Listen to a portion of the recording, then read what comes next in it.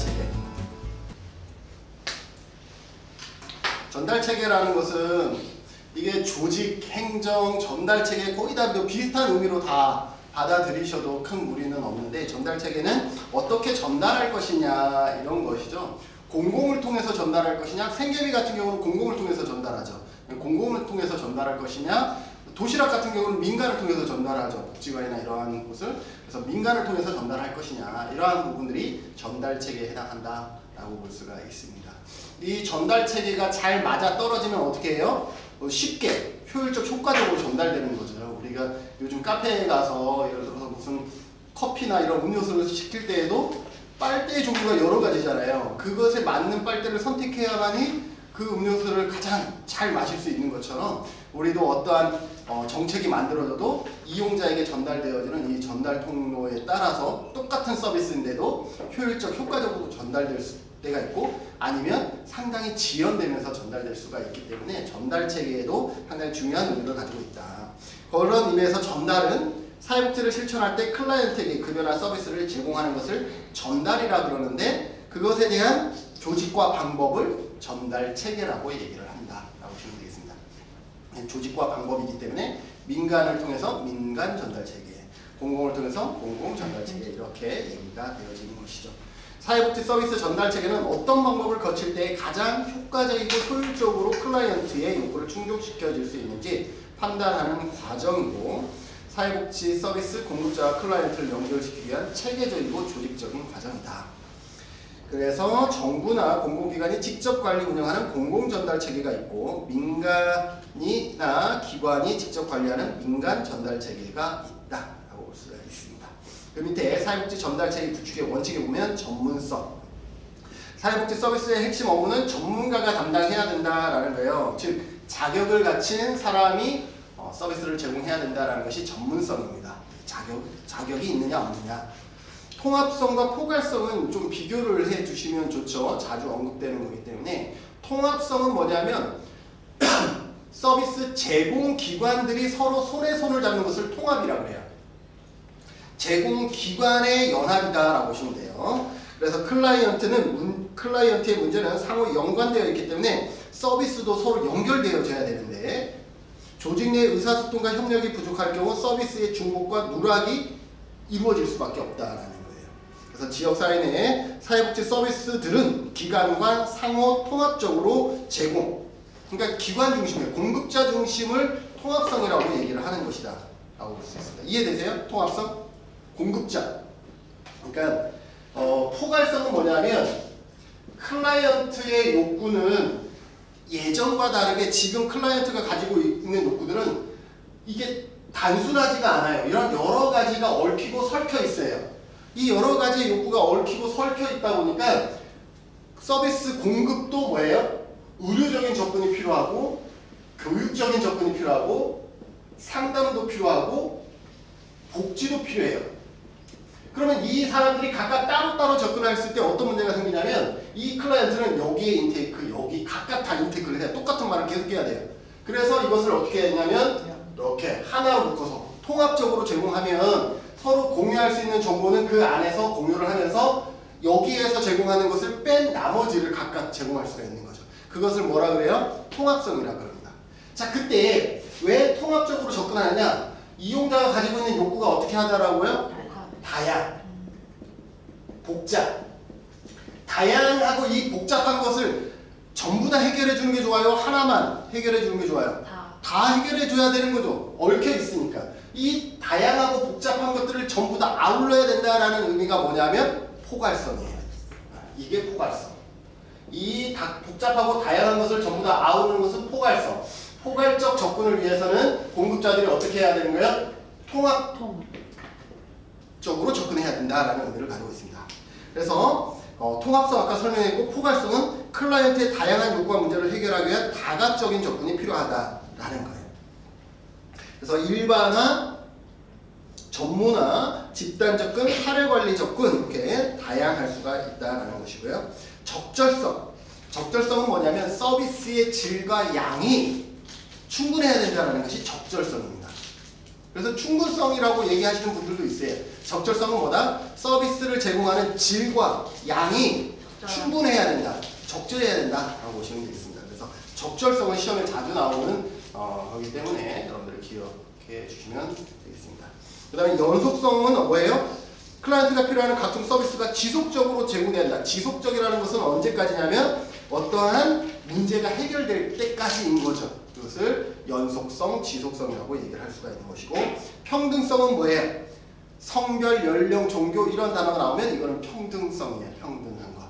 그것에 차별을 두지 아니하고 서비스를 제공해야 된다는 것이 평등성이고, 책임성은 어떤 거예요? 우리가 사회복지 현장의 모든 예산은 일반적으로 국고보조금이나 후원자의 후원으로 이루어지다 보니까 각 서비스를 제공하고 어떻게 해야 된다는 거예요?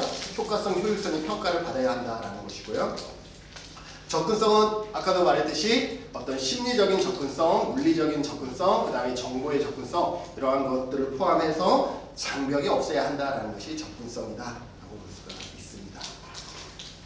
사회복지 서비스 전달 체계의 개선 전략이다. 사회복지 서비스 전달 체계의 통합의 의미야. 여기서 통합이라고 단어가 나오면 여러분들이 뭘 생각하면 돼요? 아까 얘기했던 통합을 생각하시면 되는 거야. 아, 이건 공급자들끼리의 서로 네트워크를 얘기를 하는구나 라고 생각해서 읽으시면 되는 거예요.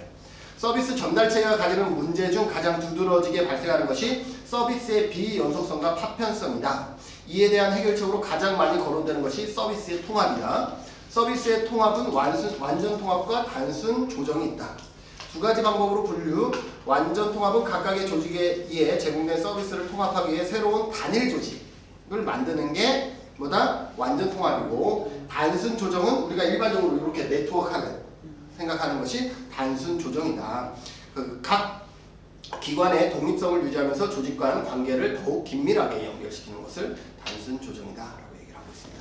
그래서 사회복지 조직에서 뭐가 많이 사용한다? 완전 통합보다는 단순 조정을 더 많이 사용한다라는 거죠. 우리 사례회의 하는 것도 통합성의 목적이 있는 거예요. 자, 사례회의 왜 할까요? 사례회의 이거잖아요. 사례회의가 정답인 경우는 보통 이거예요. 다양하고 복잡한 이게 나와요.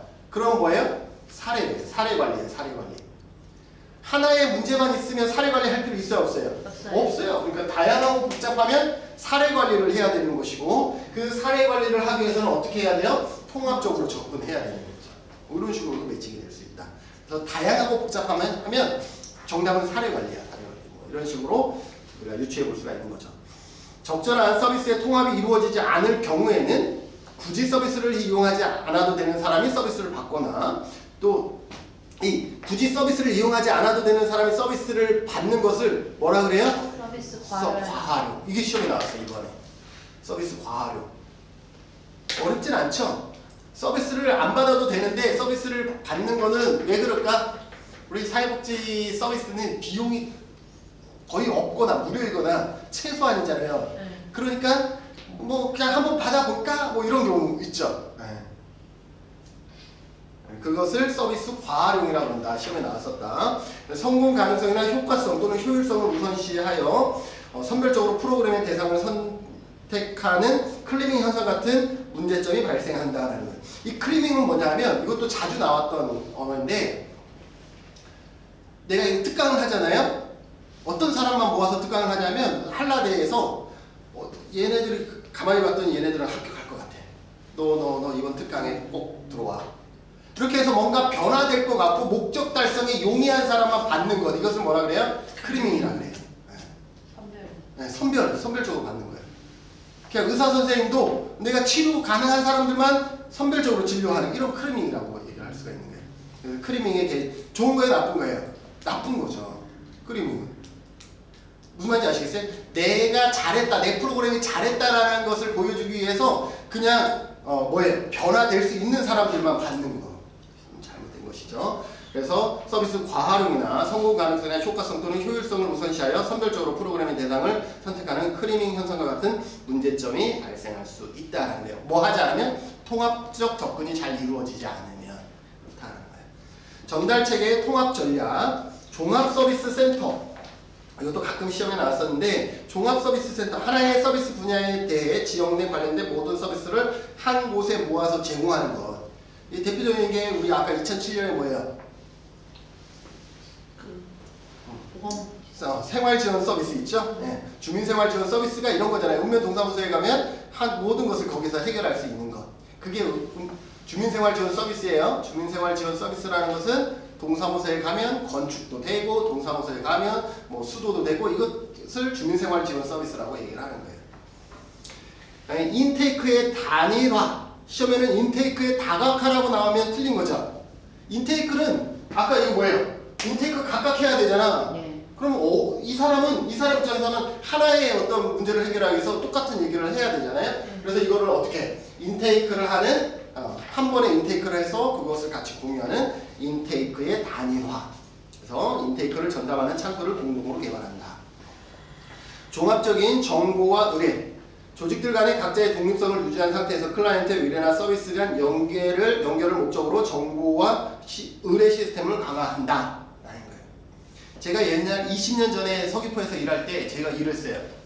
서귀포 종합사회복지관하고 자활기관하고 장애복지관하고 내가 평안 요양원에 있었거든요. 평안 가정봉사 파견사업 했는데 이 4개 기관이 서로 우리끼리 모여서 아무로 그렇게 하라고 하는 사람 없는데 우리끼리 모여갖고 대상자의 정보를 공유하면서 이쪽에 우리가 이번에 뭐 연말에 김치 배달했어. 그럼 명당 공유한 다음에 그럼 우리는 그 집을 제외한 나머지만 이렇게 하면서 정말 재미있게 일을 했었는데 재밌었어요. 그래서 그때는 비공개 그 다음 카페를 만든 다음에 우리만 대상자 정보가 나가면 안 되니까 우리만 그 자료를 공유하고 이런 적이 있었습니다.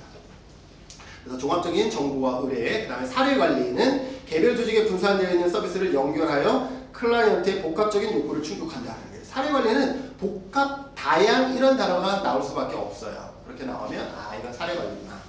트래킹. 트래킹은 뭐냐면 그 서비스의 이력을 추적할 수 있는 것을 트래킹이라고 그래요. 우리 걷는 것을 얘기하잖아요. 이 사람이 여기까지 어떻게 왔는지, 여기까지 어떻게 우리 기관까지 왔는지를 그 이력을 우리가 확인할 수 있는 것을 트래킹이라고 얘기를 합니다. 그래서 서로 다른 기관과 프로그램에서 다루었던 클라이언트의 정보를 전산 정보 시스템을 통해서 서로 공유함으로써 클라이언트의 서비스 이력을 추적하는 것을 트래킹이라고 합니다. 트래킹은 걷는 것인데, 옮기는 것인데 여기까지 어떻게 옮겼는지, 즉 여기까지 서비스를 어떤 서비스를 받았는지 그 이력을 관리하는 것 트래킹.